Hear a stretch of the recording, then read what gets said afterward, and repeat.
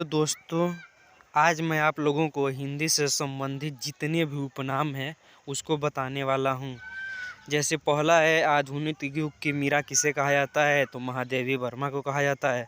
प्रकृति का सुकुमार कवि किसे कहा जाता है? सुमित्रा नंदन पंत को।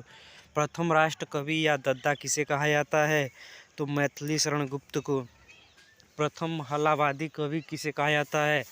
तो हरिवंश राय बच्चन को। हिंदी के पाणिनि किसे कहा जाता है? तो किशोरी दास वाजपेयी को। इसी तरह अगला है, कवियों का कवि किसे कहा जाता है? तो शमशेर बहादुर सिंह को। भारत का मैक्सिमम गोरकी किसे कहा जाता है? तो धनपत राय को।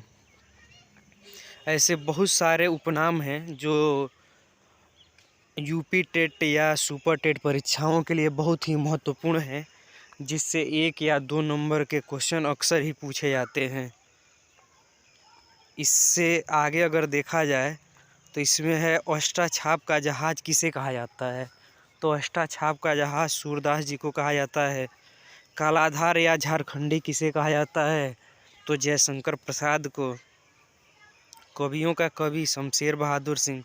बुंदेलखंड का, इसके आगे देखा जाए तो प्रकृति का सुकुमार कवि कौन है? तो सुमित्रा नंदन पंत हैं।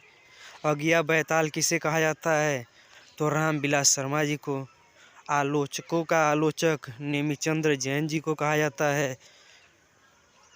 इसी तरह आगे है, बुंदेलखंड का चंद्रवरदायी, इनको वृंदालाल वर्मा को कहा जाता है। कवि सम्राट किसे कहा जाता है? अयोध्या सिंह हरिऔध को। हिंदी नवजागरण का अग्रदूत किसे कहा जाता है? तो भारतेंदु हरिश्चंद्र को। कठिन काव्य का प्रेत किसे कहा जाता है? तो केशव दास को। कठिन गद्य का प्रेत किसे कहा जाता है? तो ये कहा जाता है आपको